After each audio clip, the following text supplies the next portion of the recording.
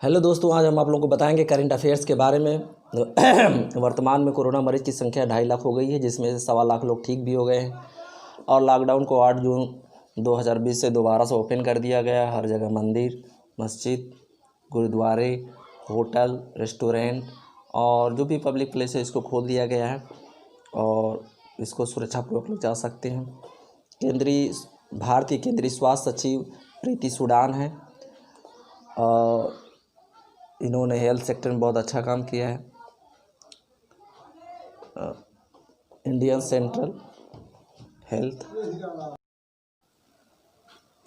और एक केंद्रीय स्वास्थ्य सचिव प्रीति सूडान जी हैं।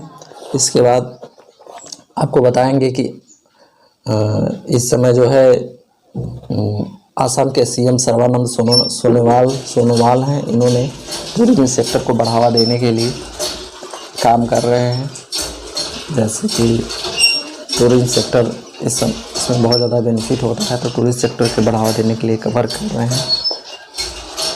असम के सीएम हैं सर्बानंद सोनोवाल। और टूरिज्म में बहुत सारे विदेशी यात्री आते हैं यहाँ पे घूमने के लिए, जिससे भारत की इनकम बढ़ जाती है। तो ये बहुत अच्छा सेक्टर है, लेकिन इस समय कोरोना महामारी फैली हुई है, तो एक बहुत बड़ा चैलेंज भी है कि वो लोग कैसे आएंगे और कैसे घूमेंगे, बीमारियां फैल सकती हैं, तो इसलिए इससे प्रॉब्लम हो सकती है। संयुक्त राष्ट्र संघ यूएनओ की स्थापना 24 अक्टूबर 1945 ईस्वी को हुआ था और इसी के उपलक्ष्य में 75 साल पूरे होने पर इस बार का 17 उसका आयोजन किया जाएगा। 24 अक्टूबर को यूएनओ डे भी मनाया जाता है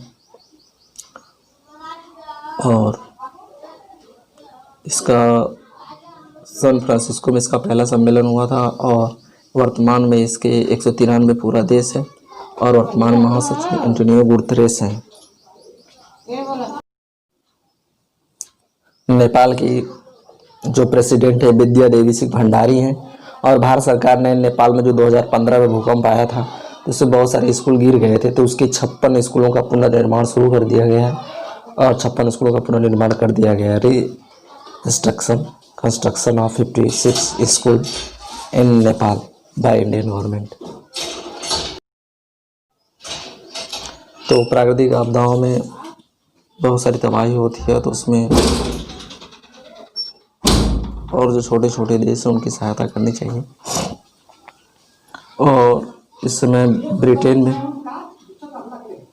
ब्रिस्टल नामक प्रतिमा गिरा दी गई है और यहाँ के लोगों ने महात्मा गांधी की प्रतिमा को भी गिरा दिया, और क्योंकि उनका मानना था कि लोगों ने जो अश्वेत लोग हैं उनके साथ बुरा किया और दासों को ले जाकर बेच दिया जाता था, तो वो लोग बहुत ज़्यादा उग्र हो गए और लोगों ने ब्रिस्टल नामक प्रतिमा को पहले वहाँ से उखाड़ा, फिर उसको नदी में गिरा दिया, क्योंकि ये लोग उससे नफरत करते थे। उस समय कोलस्टर नामक एक दास था जो दूसरे देशों से अश्वेत जो काले लोग थे उनको दूसरे देशों से लाते थे और अमेरिका, ब्रिटेन ऐसे विकसित कंट्रीज उनको बेचा करते थे, तो इससे लोगों ने उग्र होकर के उस प्रतिमा को गिरा दिया। और भारत की वायुसेना ने अर्पित नामक एक योजना विकसित किया है। इसके अंतर्गत लोग जो कोरोना के मरीज हैं ऊंचाई क्षेत्र से निकालकर उनको लाया जा रहा है, उनको हॉस्पिटल में एडमिट कराया जा रहा है, तो इन्होंने शुरू किया है, इंडियन एयरफोर्स ने शुरू किया है अर्पित योजना। इसके द्वारा ऊंचाई में जो फंसे हुए क्षेत्र लोग हैं जो पहाड़ी क्षेत्रों में, उनको ला करके हॉस्पिटल में एडमिट कराया जा रहा है।